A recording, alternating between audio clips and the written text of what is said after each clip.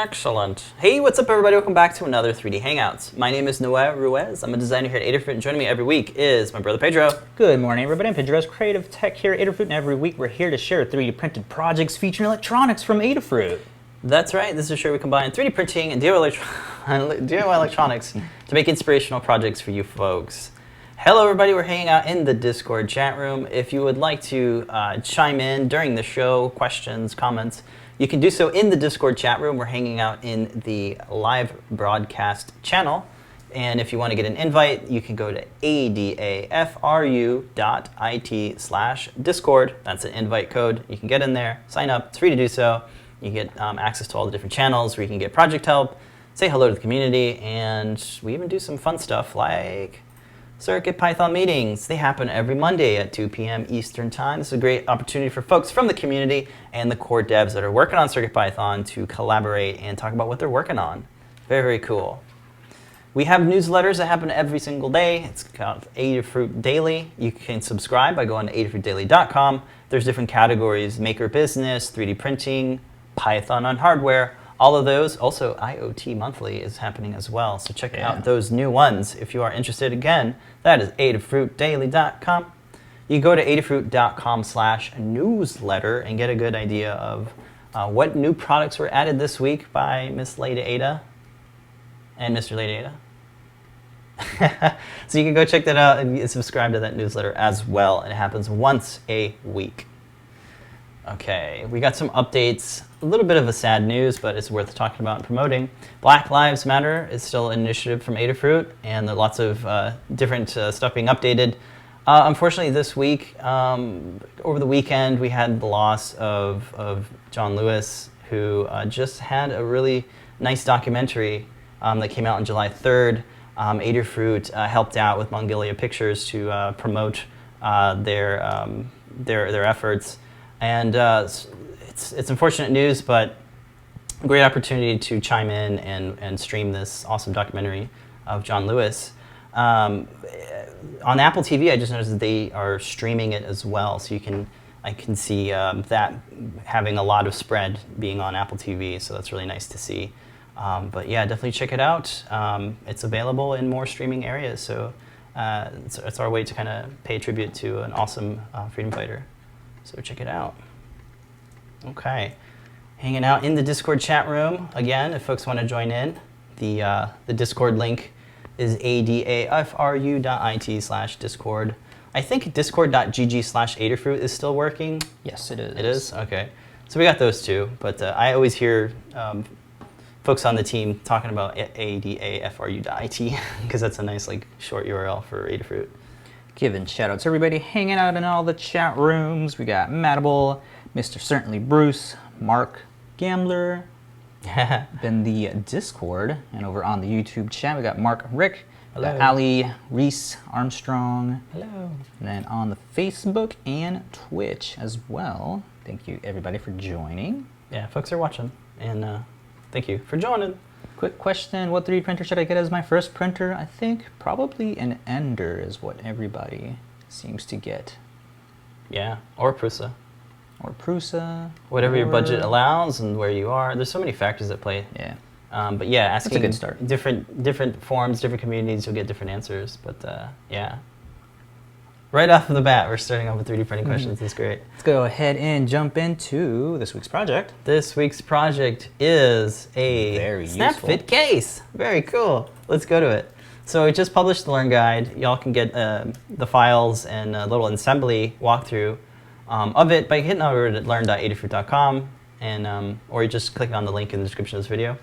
So it just has the files and it walks through the assembly, but I kind of want to just show it to you folks here in live land and kind of give you a background story of how this came to be. So I've been working on this new project that uses a solenoid driver. So I got this little solenoid driver, and one of the best ways to get your IC is on these Perma-Proto boards. They come in different sizes. This one's a quarter size, but we also have a half size. So the idea here was that I would make a little simple PCB mount that would house the feather on this side and the little quarter sized breadboard here. It gives me all these extra connections. It's through gold plated, so it's really nice to solder to.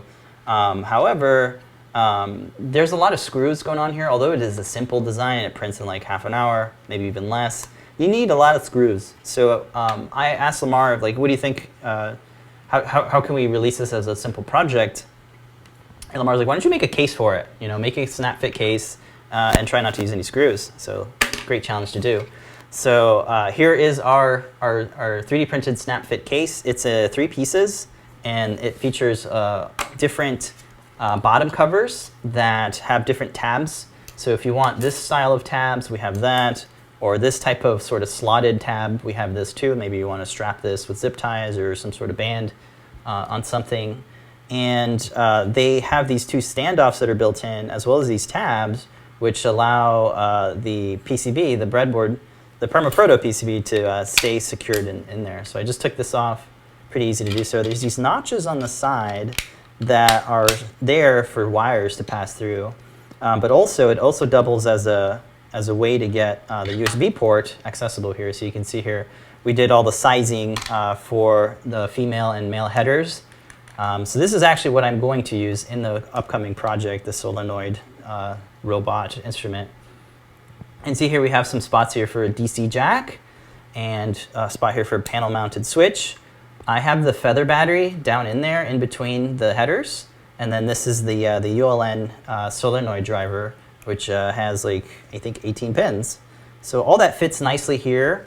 But if folks have more ICs and they want to stack more components to it, we made a version for the full-size breadboard. So here you have up to 60 pins, and you have the feather there. It's still sized for the USB port.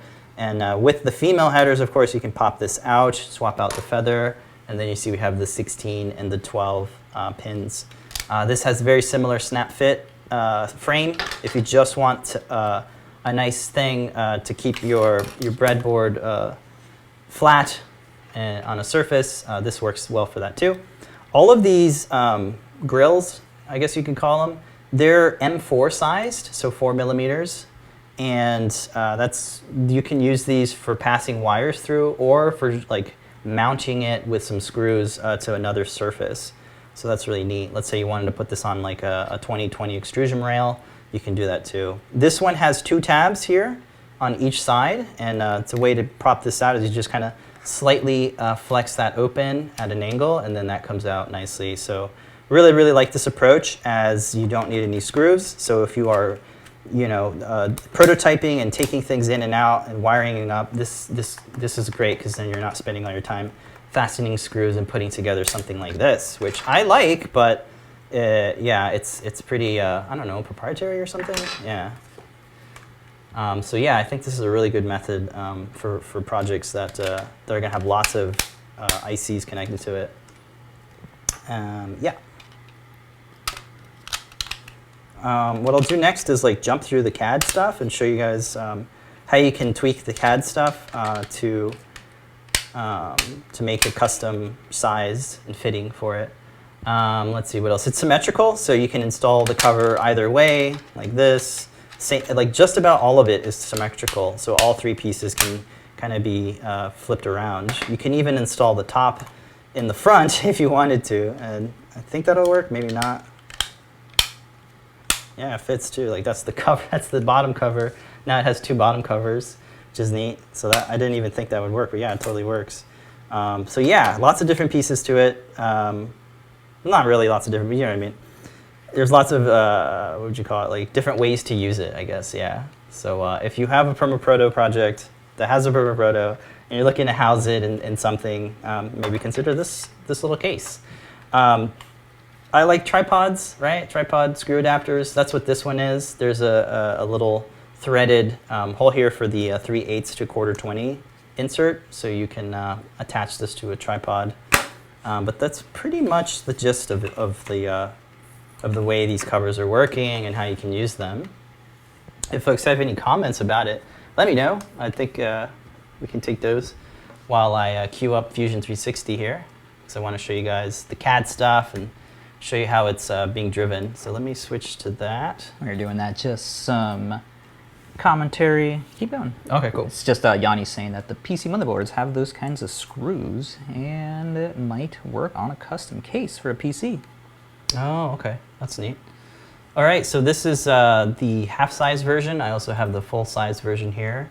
They are, you can download them from the links in the Learn Guide, or you can use the Fusion 360 share links that are also in the description, linked in the description of the YouTube video here. And Paige is posting them as well throughout the show. So you guys can get the full Fusion 360 parts. So it's driven with some user parameters, of course. So let's take a look at that. I'm going to open that window, and then you can see what's changeable. So you got the box width, length, and height. That's going to affect the dimensions of the overall case. So let's say we had more components and we wanted to kind of add them to it. We could bring this up to like 90. That's the box width. Things get updated. All the snap features and stuff kind of flex with it, which is really nice. So you can see on the inside here that updates it nicely. And then we can also extend the length of it. Let's say 120. That should make it longer. You can see it's pushed it a little bit. It is symmetrical, so it's going to keep the Perma-Proto centered. So if you want your component to come out, we can modify the position of the joint, which isn't a user parameter, but it's easy enough to come in there and update it. So here's our top cover, and you can get an insight look at there. So if you had, like, let's say you had more jacks here that were longer, or an arcade button, you'd want to change that up. The height is also adjustable. So let's say we had we needed to be taller, we can update that. So that works out well. I mean, I have corner radiuses, which I guess is cool. Let's say we wanted to update this to like 8. You can get some more rounded corners. Hopefully that doesn't break. Yay, it didn't break. Nice rounded corners. And then, oh yeah, of course the top gets updated as well.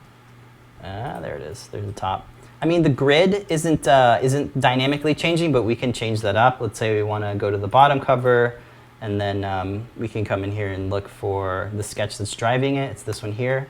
All my sketches are named, so folks can come in here and get an idea of what's being what. The snaps, the grill. Here's the grill. You can get a look at the sketch there. It's just one rectangle with a couple of dimensions, and then the thing that's driving it is a pattern. So if you want to add more or less to it, you can change that up.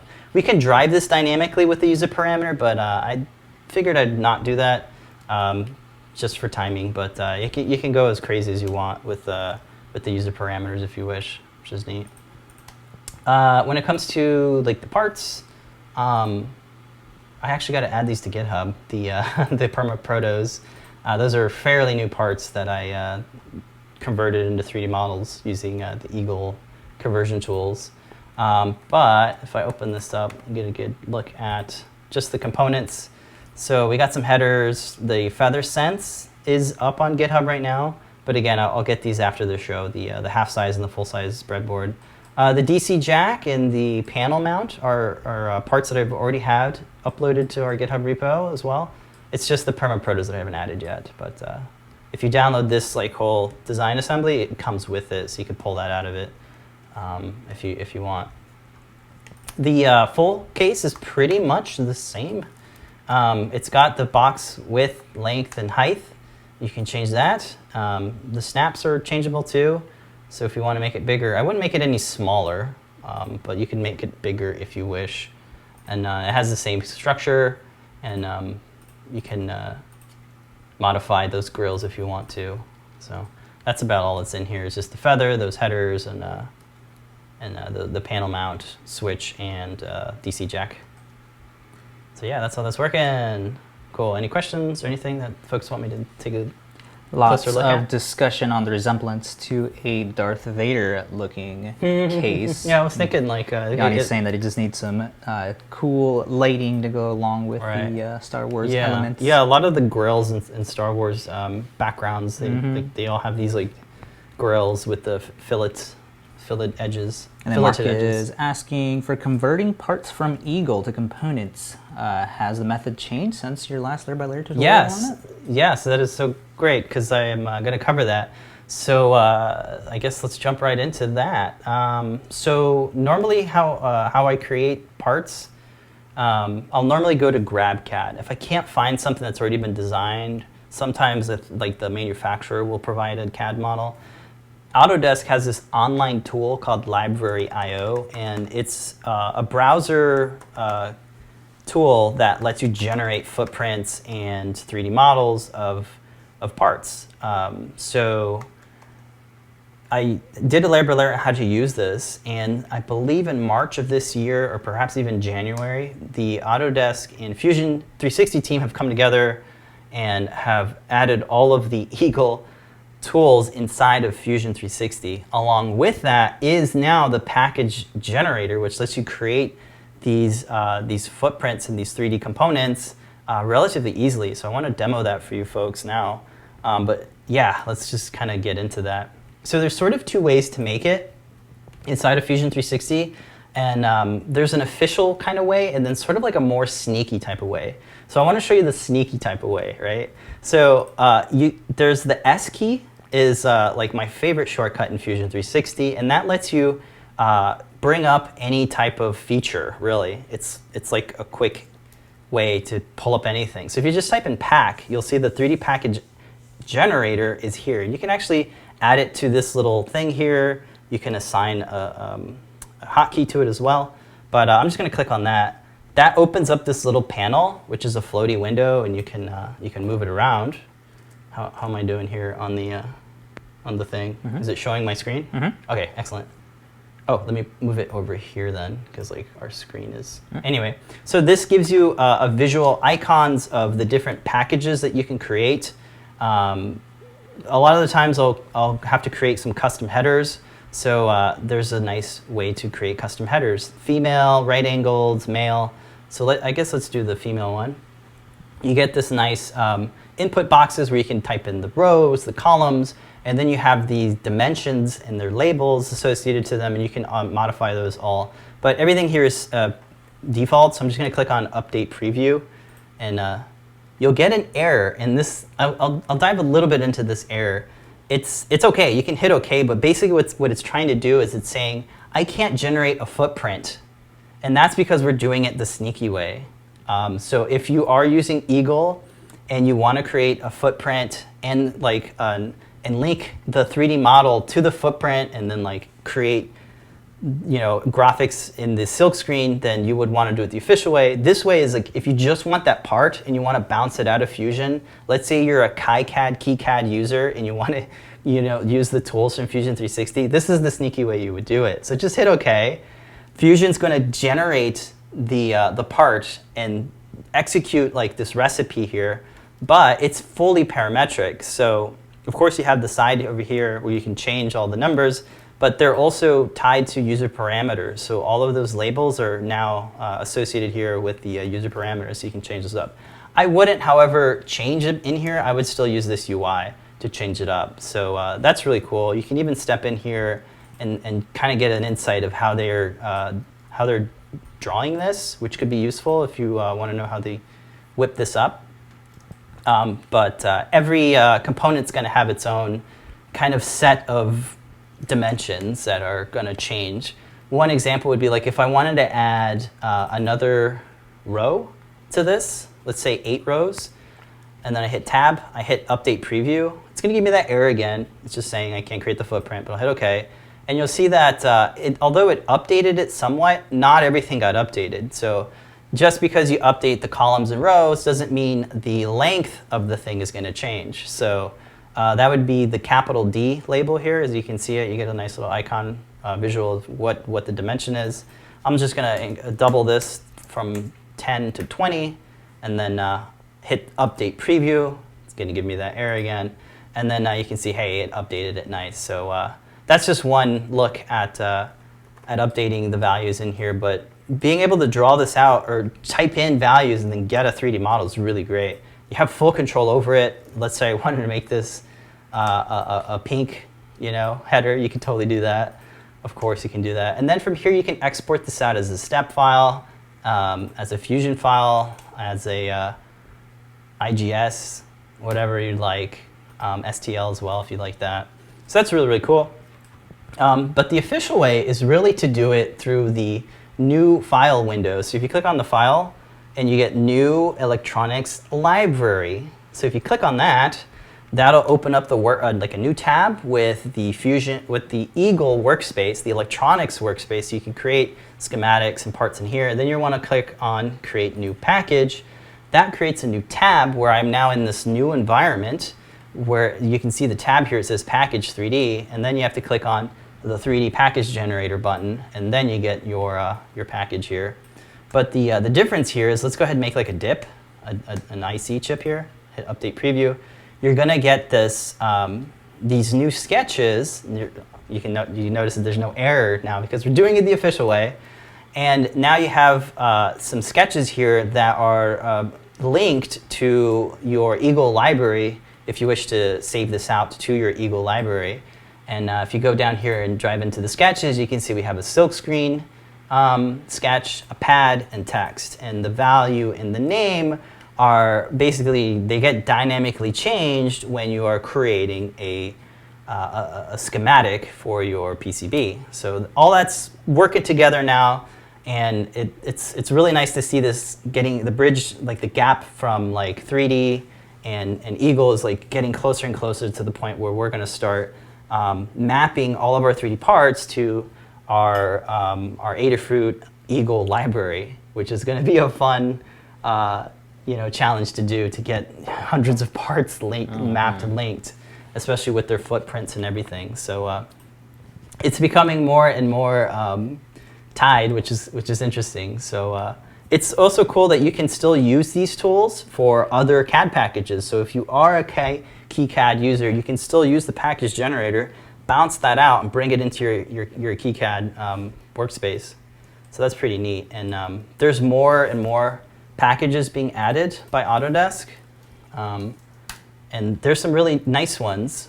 So check them out. It's not going to cover everything, but they have some new stuff like standoffs. Like, that's new. You can create a standoff now. That's dope. Of course, you could probably find them in McMaster-Carr, but this was way faster than pulling up McMaster-Carr and then clicking and clicking. Well, there's not going to be a history. And there's no history now. It's just like it's just a one feature. This has like the threads and like the recipe. Even more editable. It's super editable. The other way, you'd have to redraw some sketches or redo the entire thing just to get all the tiny little part that you want to edit. Right. And I'm going to do a more deep dive into this because I have been playing with it so much that I'm like finding scenarios where it's breaking, and knowing when to how to use it in your design and knowing the limitations, I think, is important. But so far it's pretty good. Yeah, what else was I going to mention? Like, this kept that pink. Make that black again. Oh, some cool little details if you're actually rendering stuff up. That they actually have materials on there that'll render, like LED. That's correct. That's one of the ones I wanted to bring up. Yeah, so package 3D generator again. Go to chip LED. That's actually a new one that was added as well a couple months or weeks ago. The chip LED, yeah. If you use this, it will assign the materials that will emit light in the render workspace, which I think is pretty dope. I would show you guys that, but when I tested it out and I was doing like a rehearsal layer by layer, it kind of skipped. A lot of frames got dropped because I'm rendering in Canvas render and it's eating up my... Anyway, I'll have to save that demo for another day because it really chugs down my machine. But anyway, we're not rendering here. We're just looking at this. So yeah. Take a look at this stuff. It's pretty fun to play with. If you're a modeler and you're doing parts, you'll run into this where you wish you had like these tools to generate a part, a fairly complex part in like a couple seconds here, which is pretty neat. Again, not everything is there, but a lot of stuff is there, so that's cool. And that is the package generator inside of Fusion 360. Mark is requesting that you show how to, in your layer by layer, how to place the parts on a board and how that links. Looking forward to a deep dive on that. Totally. I think what I'll do is I'll pull out one of Adafruit's new boards and then just like show you guys how that workflow is. Like going from the Eagle board that Lamar shares on our GitHub, and then how do you map stuff to it. Yeah, that's definitely going to happen too. But yeah, this is a quick kind of insight into the new package generator for Fusions. Super cool. Yeah, sweet. Now let's actually go jump into the learning guide. Okay. Learn. Here it is. Yeah, so the overview page just kind of tells you what parts I'm using in the project. You got your different sizes of Perma-Protos. For this case, we got the version for the full size and the half size, so you can check those out. The feather, it can be whatever feather. They all have the 12 and 16 pin, and then the holes on the side of the case are for these two, the switch and the GC jack. Let's see, when it comes to 3D printing, no supports are needed. I have a parts list here if you guys need to see those. Those are there. There's some links to Thingiverse and Prusa printers. We tend to give not just STLs, but also the Fusion 360 export, as well as the .step file export for folks that are using like SolidWorks or Open, what was the other one, Onshape. Those type of programs, they allow steps. It just breaks down kind of how the parts fit together. Our recommended kind of slice settings if you're new. These are the slice settings that we use in Cura.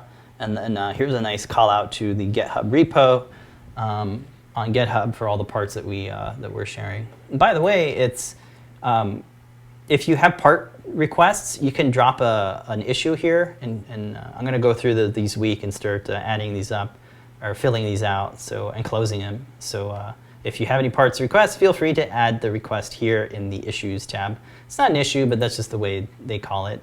And then the rest of the stuff is here. You can see the latest stuff that got committed was the LED backpacks and the solenoid that we're working with. So those are some new stuff that we added. Again, after the show, I'll add the Perma-Protos because those need to be added. Back over to the Learn Guide. That's the whole gist of the 3D page. The assembly page just kind of walks you through like installing headers on a feather. So some of the methods that I like to use, like using the breadboard, a solderless breadboard, to help you keep your header pins straight and lined up nicely, and then using mounting tack to like temporarily secure your female headers to the Perma-Proto board, which is nice, and then like soldering it up, and then yeah, fitting the case together. So just a really quick rundown of snap fitting the things together. Yeah, but that's the Learn Guide. It's really, really simple, but it's up to you to kind of make it fit your project or whatever that's going to be. Am I in the right thing? I kind of was. Yeah. Cool. Yeah, I was using a different shot there, the live shot. But yeah, that's the Learn Guide in a nutshell. Awesome. This bleeds right into, I guess, what are we prototyping? Yeah, I think Since so. this is going to be for next week's project. No. Oh, no more progress? Well, no more progress. Yeah, I gotta redesign the way the snare is hitting the stuff. Okay. Yeah, this is for the drumming robot. But what you're working on is a game. It's a Neopixel game. Check this out. All right, so Lamar had a really good suggestion with the closure of a lot of places that people used to go to for entertainment, like Chuck E. Cheese. Oh, no, Chuck E. Cheese. I never saw this game there, even though I've been there so many times. It is a really cool, they call it LED chase or chaos run. Basically, it's an LED going around in a circle towards one of a highlighted LED, and once you get to it, you're supposed to like hit the button, so you're supposed to like, I guess like time it, so when you get to that one LED that's on while the other ones are just chasing around the circle, you're supposed to like hit it to like essentially you're like catching the LED that's running with the press of a button. So you got your arcade button here. This is the 24mm arcade buttons. Yeah, they're momentary, great for pressing really quickly. And then you got your high density Neopixel strip that's like along the side of it. They come in different shapes and stuff, but this is really cool, simple, almost like an identity disc. There's some holes here, so you're not printing forever. That only saves a little bit of time. Right, only a little bit. You got your holes for USB, the slide switches right here, so everything's built in here. And I really like the way that this, instead of making this entire case like thick as F, you can have this sort of a stem or a sleeve for the arcade button to have it housed up there. So that's really neat. It's gonna be a CircuitPython project. This is just running the strand test code for CircuitPython in the Neopixel library. But it's gonna be a collaboration project with Liz Clark of Blitz City DIY, and she's gonna write the code to make the logic for the game.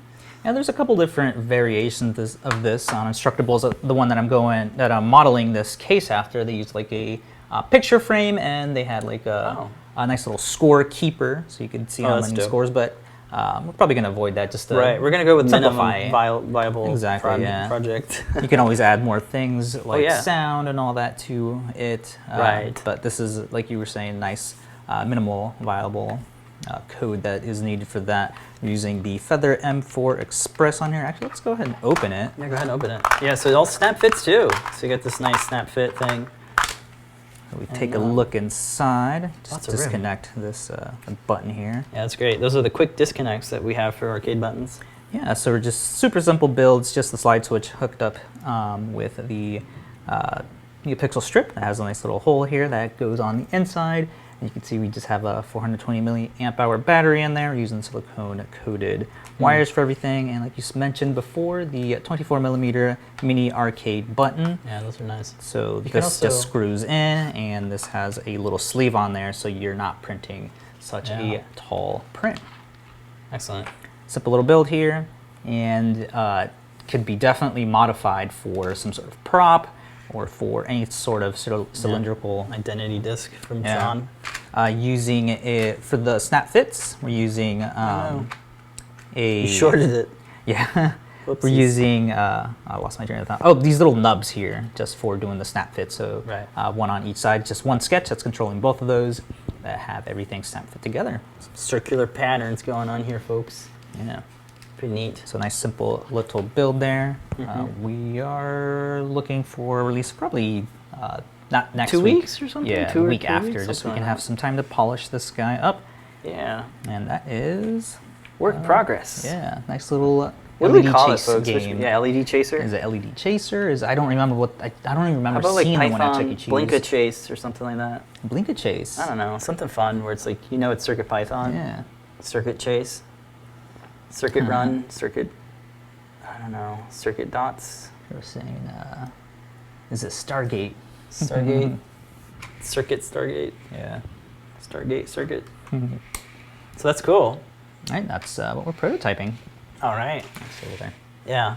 All right. Next up, we're gonna do this week's community community make. Every Tuesday, we 3D print something from the community that we find, and we do a time lapse video on it. So let's run that time lapse video. This is so adorable. It is a robot dog. Just kidding. It's the ATAT vehicle from Star Wars. So let me load up the Thingiverse page while this video plays.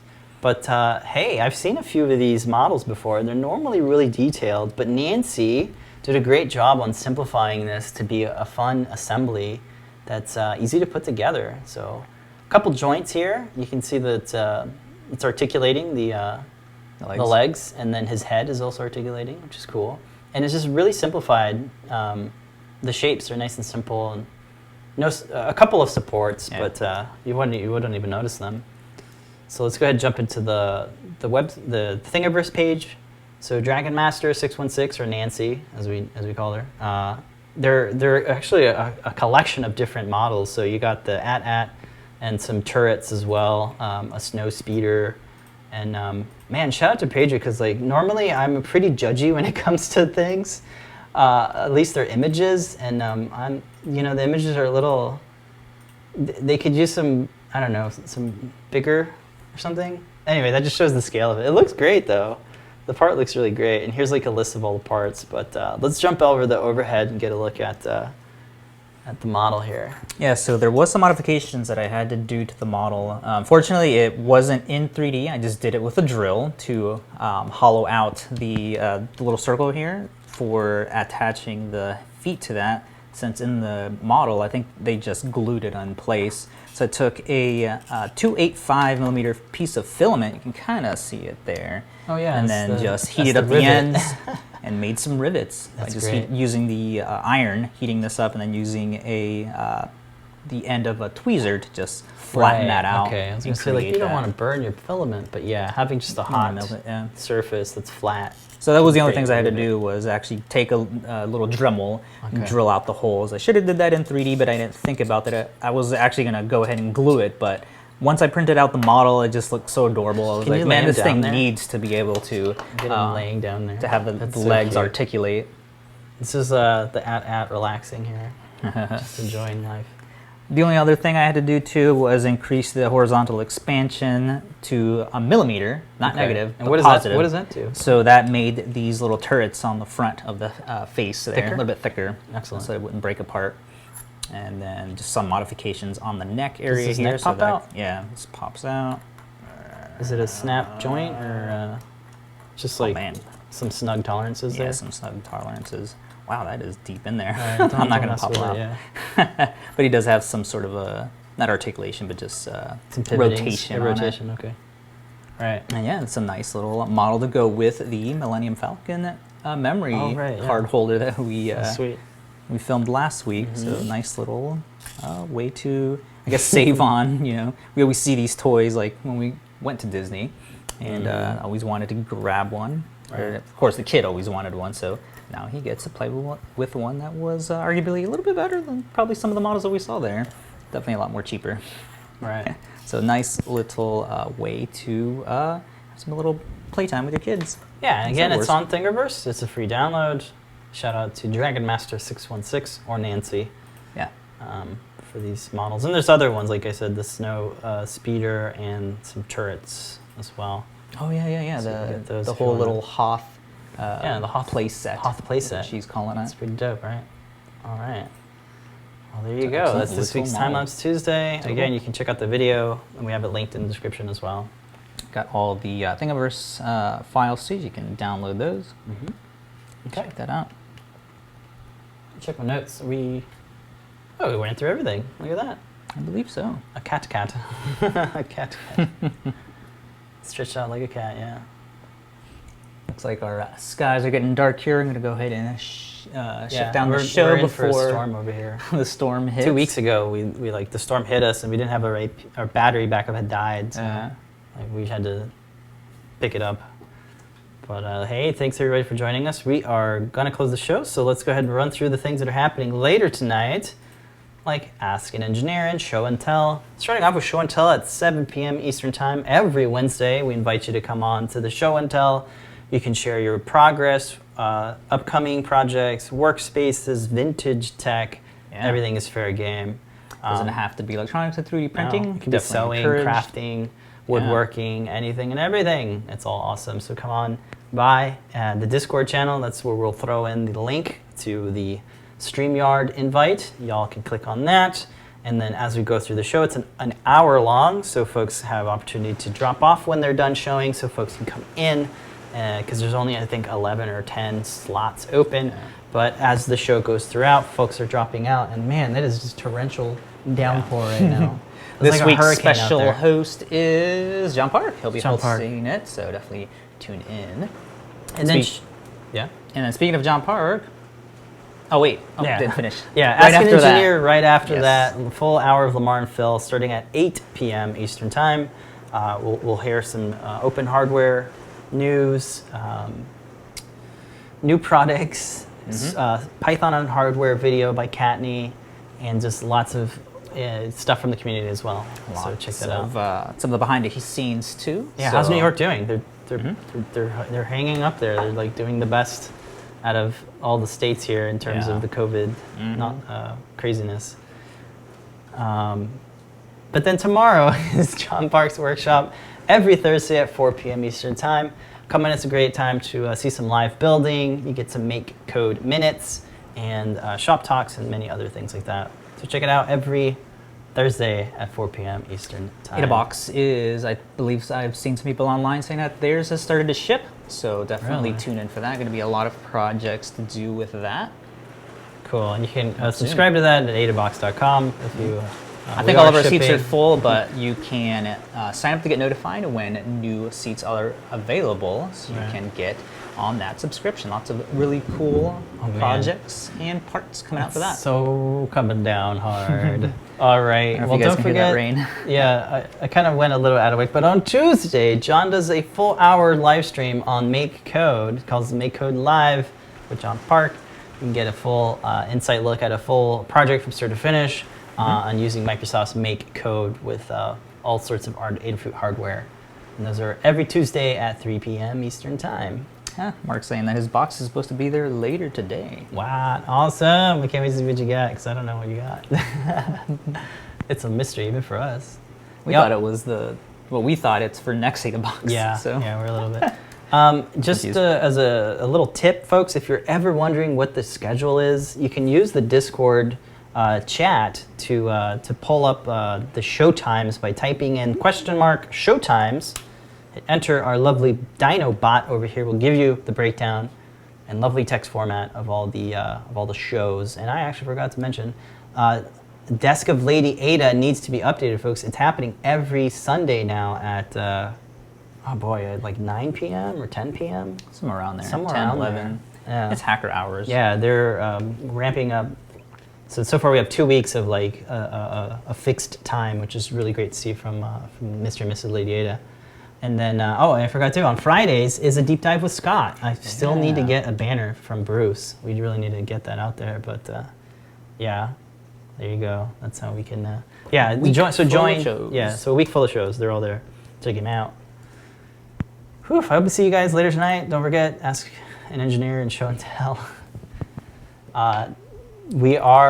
We're back. We're shipping next day on the day. Mm-hmm. So the shipping team, this is a pre-COVID photo a couple of years ago. There's more folks, and everybody's still really safe and staggered shifts, masks, PPE, gloves. PPE.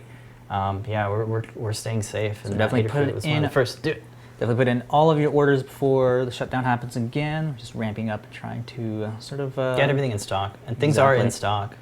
So that's really nice to see. And we thank you for supporting us by purchasing everything now and then. It really helps out. All right. All right, you guys have been watching 3D Hangouts. This happens every single Wednesday at 11 a.m. Rain or shine. 2013, so a couple of years we've been doing this. Tons of projects. Don't forget to check out all the playlists. There was some questions on how do I get started doing this. I linked them the layer by layer videos. There's a ton on there that you can just take a deep dive. Clicking around, whatever interests you. You can having a project that you want to work on that definitely helps get you motivated to actually learn some of the things that you'll really need to do instead of just learning, for the sake abstract stuff that isn't used in your project. So definitely start there. Pick a project. Excellent. Good tip. All right, folks. Well, there you have it. Thank you so much for joining us. We'll see. We'll see you later tonight, and don't forget to make a great day. Bye, folks. Bye, folks.